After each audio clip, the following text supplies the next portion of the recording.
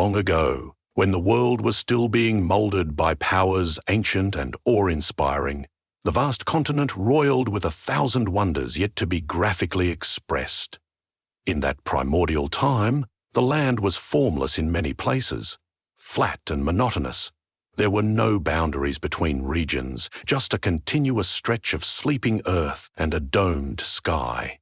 Rain, wind, and sunshine were all the same, without shifting seasons. Among all these forces of nature, however, there existed an immortal being of shapeless colour and liquid movement, the rainbow serpent.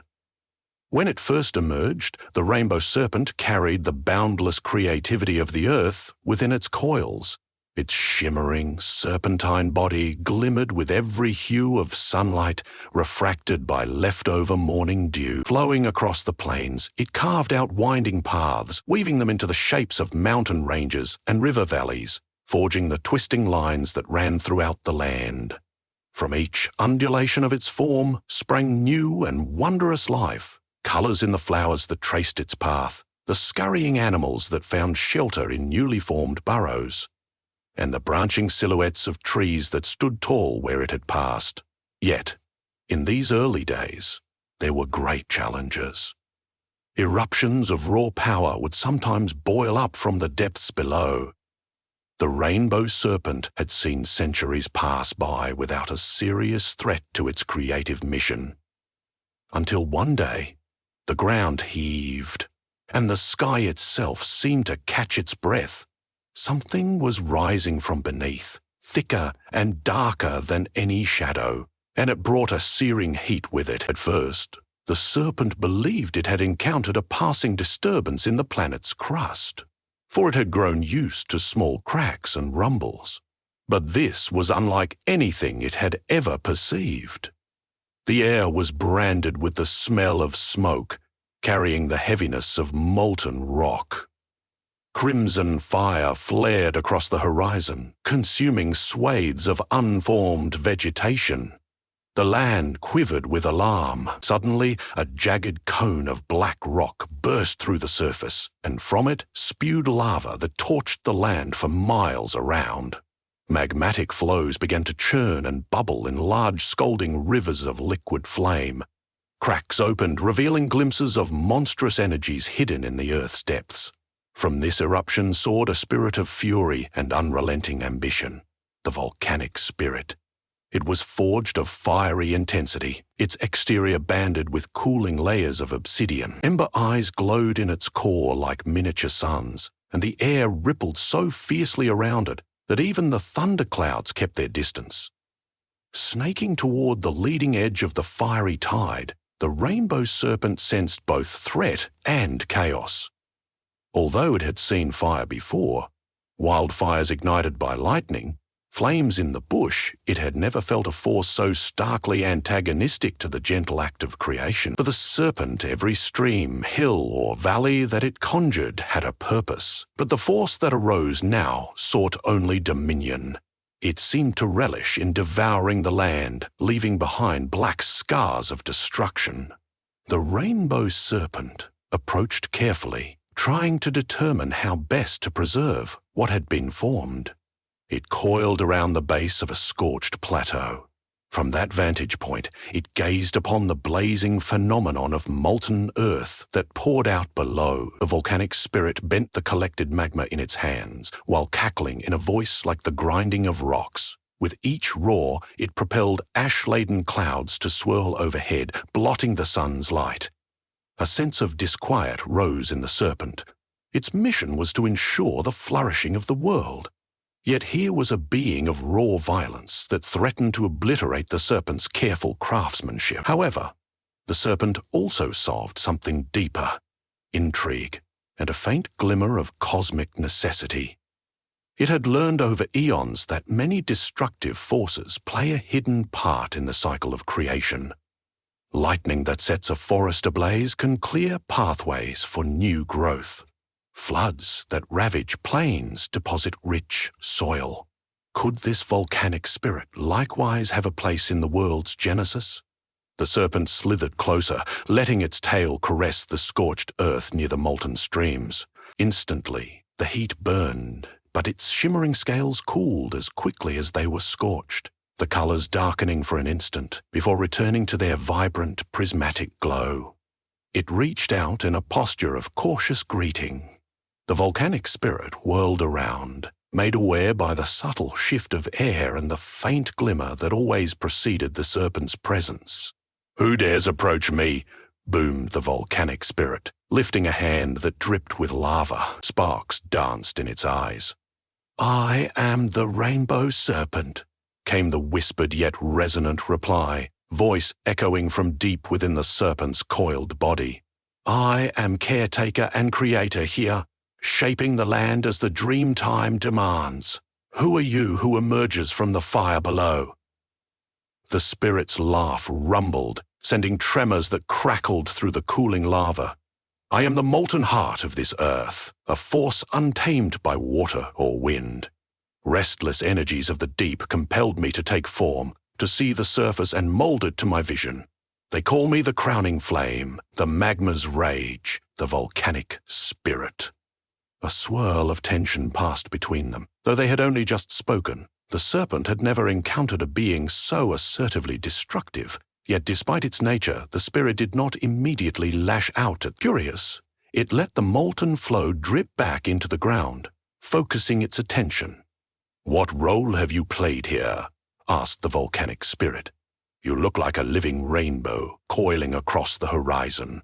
My fires are bright, but your colors rival even the shimmering pools of lava." The serpent's eyes flashed with gentle humility. "We journeyed across these lands, fashioning rivers, canyons, gullies, and mountains, forming water holes and painting the world with life. My role is to breathe form into the formless, weaving creation's tapestry. And yet, I do not control everything. The cycle includes forces like the wind, the rain, and perhaps even you." A gnawing grin appeared on the spirit's molten lips. "Then you will learn that to create anew, one must demolish what stands in the way. Generations of rock and soil clog the veins of the planet. My purpose is to break them apart, to let new land be born." A guarded hope flickered in the serpent's luminous eyes. Could this be true? Could the volcanic spirit's violent emergence open pathways for something beautiful and bountiful? Some knowledge, gleaned from ancient instincts, told the serpent that destruction may indeed accompany creation, yet the spirit's aura seemed wild and untempered. If left unchallenged, it might reduce everything to lava and cinder, leaving little to cultivate. Without further word, the spirit leapt into action, hurling a surge of lava uphill. The molten rock began crawling and hissing over pristine slopes that the serpent had only recently shaped. Alarmed, the serpent slid along the ridgeline, pushing boulders and earth to redirect the flaming torrent. Rivers of glowing stone hissed and crackled, forging new shapes in place of older ones. Thus began a precarious dance. As the volcanic spirit churned out new flows, the serpent guided each to safe channels where further life could eventually form among cooling basalt. Where molten rock threatened entire valleys, the serpent raised barriers of stone. Where unstoppable heat pressed forward, the serpent drew fresh rain into the land to cool the blazing edges. Days and nights passed in this test of wills, though time was not measured in hours but in the cycles of earth-shaping. The sky's color vanished behind towering clouds of smoke and drifting ash. The serpent's colors shone brilliantly through the darkness, providing a fleeting glimmer of hope to the quiet creatures that had started to emerge. Wallabies, cockatoos, goannas, still learning their newly formed tributaries and waterholes. At last, a new day dawned. The unleashed fury of the volcanic spirit had carved itself into a towering mountain. Stark black slopes, shot through with glowing magma, rose from the barren plains. These plains, however, were no longer as the serpent had originally left them, now rent with channels of obsidian. The land seemed to cry out for respite. Even the spirit seemed to pause, appreciating its own craft. Observing the transformation, the serpent approached. You have indeed changed the land. Some of what you have done may yet bring vitality once the fires subside. New minerals in the soil may nourish the seeds, but your hand is too harsh. Have you no restraint? The volcanic spirit turned with indignation in its burning eyes. I take offense at the idea of restraint. I was born in tumult. I am the earth's upheaval. Beneath the crust, all is in flux. Flames burn, matter melts, pressure builds. It is only the surface that attempts to remain calm. I will not apologize for letting the cosmos' heart beat. At that, the serpent understood in underlying truth. The spirit was unstoppable in its impetus to transform. Perhaps, left unchecked, it would bring about ruin. But the serpent recognized that the essence of creation was to harmonize all forces, not suppress them altogether. The land needed the cleansing fires of volcanoes, the nourishing water of floods, the shaping breath of wind, and the warmth of the sun. The question was whether the rainbow serpent could temper this new arrival without snuffing out its elemental role. Gliding into the charred valley below, the serpent admired the interplay of shapes, black rock forging needle-sharp ridges, steaming flows meandering until they cooled into stone. The serpent could almost sense the potential for future forests and fields upon those fertile volcanic slopes. But first, it needed to ensure that the spirit's destructive side did not spiral uncontrolled. A direct confrontation risked shattering the landscape further, or creating an endless cycle of cataclysm, so the serpent resorted to an ancient strategy: teaching by demonstration. In certain hollows behind cooled lava shelves, the pools of water that the serpent had shepherded remained untouched by the molten onslaught. The serpent began to stir these pools, weaving colors into them, coaxing tiny living forms to appear, amphibians that croaked at dusk, insects that darted over the water. Even the first ephemeral blossoms rose around the edges once the ash cleared. Captivated, the volcanic spirit took notice. "Your illusions are alluring," rumbled the spirit, "but illusions they are, so fragile and fleeting. It will only take one more eruption to annihilate these fragile ponds." "Not illusions, but possibilities," the serpent responded softly. "Look upon the forms that emerge from the water. See how they carry the blueprint of a future that cycles from generation to generation. Is it your wish to erase them before they can flourish?" The serpent's body shimmered, reflecting the bright new blossoms in one coil and the swirling water life in another. The molten shape of the spirit was silent, as though it mulled the question. At length it replied, "I am no caretaker. I take pride in forging the land. If the creatures cannot endure my flame, then they shall not exist. That is the rule nature has set." "Nature embraces both trial and stewardship," the serpent said, "but I will not force you. Instead, I shall show you how the cycle of reciprocity can foster creation that even your flame cannot match in splendor." Unfolding its coils, the serpent began to travel across the land in graceful arcs, forging wide channels that merged the waterholes, leading them around the base of the volcanic slopes. Tiny rivulets carried nutrients and soot from the erupted minerals down through gullies. Seeds, carried by wind or lying dormant, took root in the fresh soil. The serpent's radiant aura stirred the seeds awake, and they whispered new life onto the blackened ground. Days turned into weeks, and as the serpent's creative influence spread, the volcanic spirit watched with an ever-growing intensity. The molten eyes never wandered far. Sometimes, in a flash of temper, the spirit would direct fresh lava flows to block the serpent's progress. Then the serpent would quietly adapt, divert, or even incorporate the molten rock into new formations. Now and then, the land quaked in the spirit's anger, but the serpent refused to lash back with destructive force. Each time, it patiently restored harmony, weaving the magma fields into a patchwork alongside water and greenery, forging a tapestry of life among black ridges and basalt streams. Eventually, the spirit saw a patch of forest come to life along the outer slopes. Tall eucalypts began to extend their roots into the revitalized ground. Their leaves shimmered under a sun that was free of all but the faintest wisps of residual ash. Birds claimed the branches. Small mammals scampered and built their shelters. The serpent's presence glowed at the forest's center, constantly filling the place with gentle color. The volcanic spirit, at war with itself, hovered nearby. It be wondered whether to incinerate all of this or to marvel at how quickly life had claimed enormous swaths of its once barren ash fields. One day, a rolling thundercloud came down from the skies. Fat raindrops battered the scorched terrain, flooding fissures that still smoldered with embers. The water spilled into the newly formed channels, swirling about the twisted obsidian spines. Steam hissed from the cracks. The spirit roared in disapproval. But as the rain beat down relentlessly, it realized it could not hold back the deluge. At last, the cloud unleashed a torrent that threatened to drown all brilliance of flame. Alarmed, the serpent flickered with anxiety as well.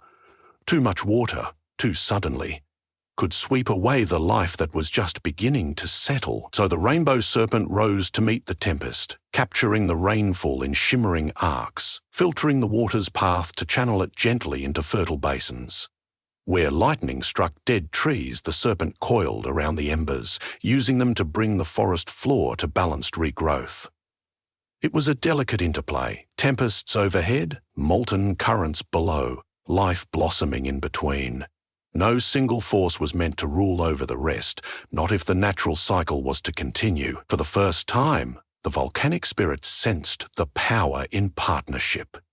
It always believed that destruction alone was paramount, that everything else was a fleeting veneer. Yet here was a different truth. The flame shaped the land, but water, earth, and wind offered its substance and renewal.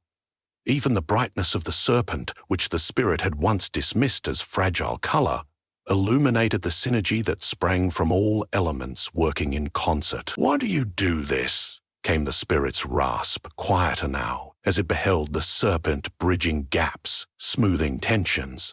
"Why invest so much of your energy into preserving what can be shattered in an instant?"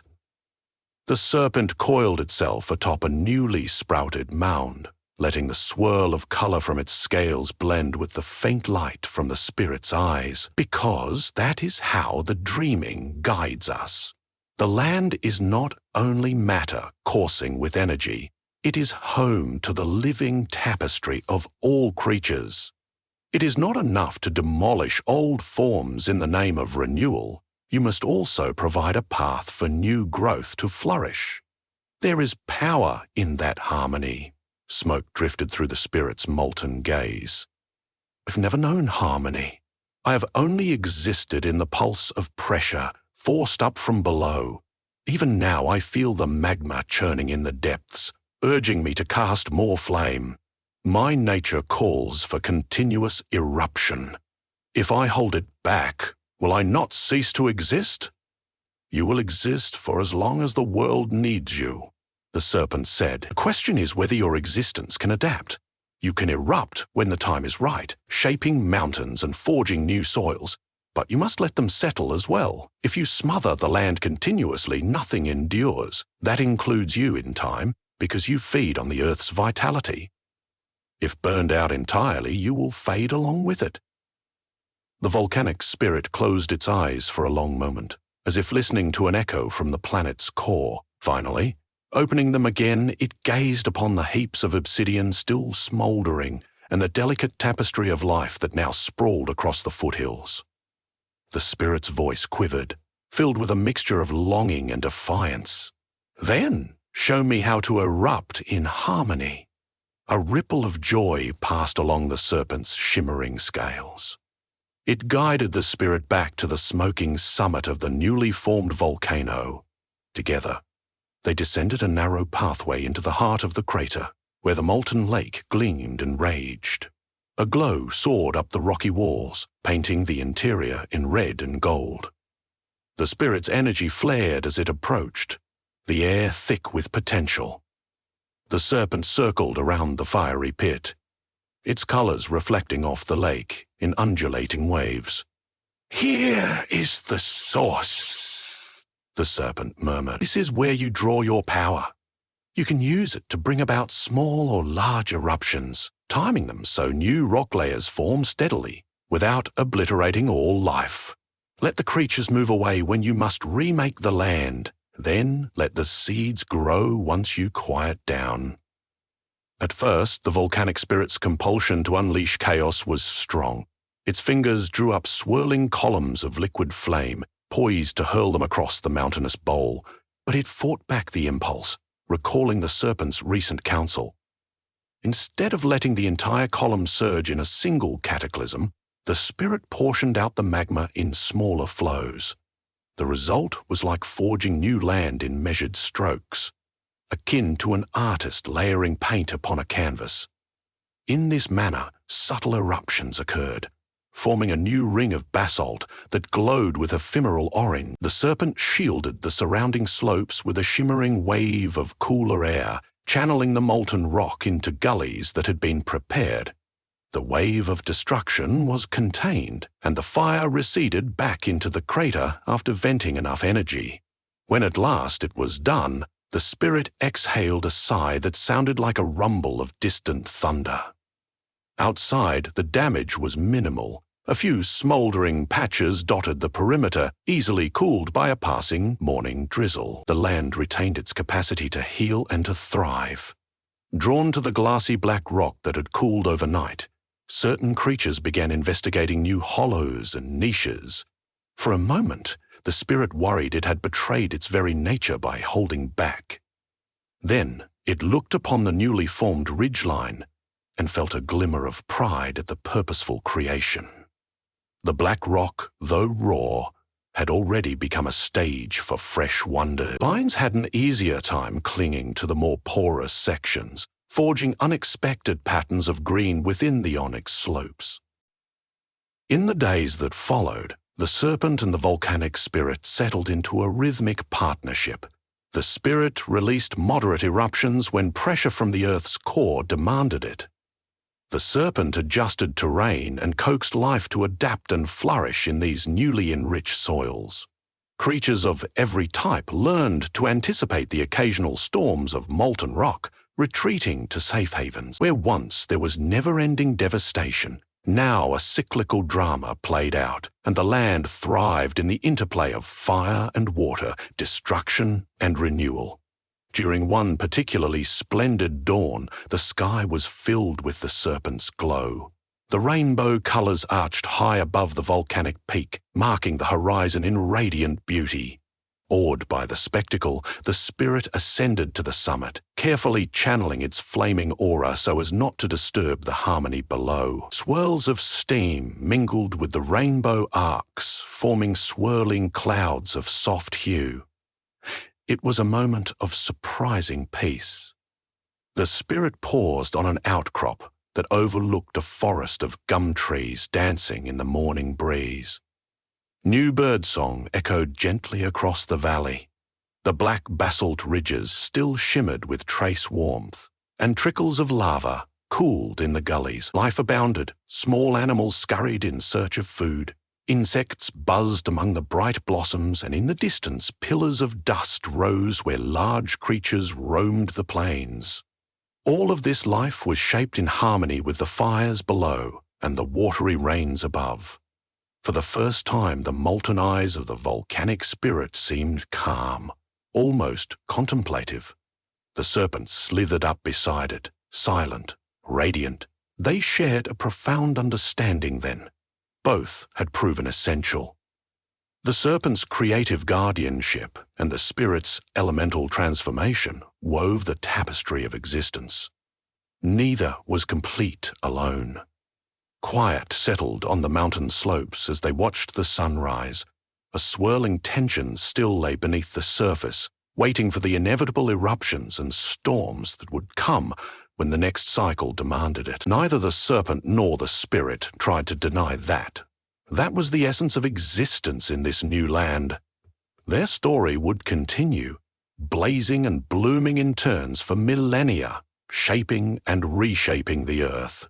Each iteration of destruction would bring forth new life, and each wave of creation kept the spark of potential alive. Thus, on that day, an understanding was forged, as vivid and flexible as the rainbow serpent's shimmering hide, and as passionate and determined as the volcanic spirit's molten core.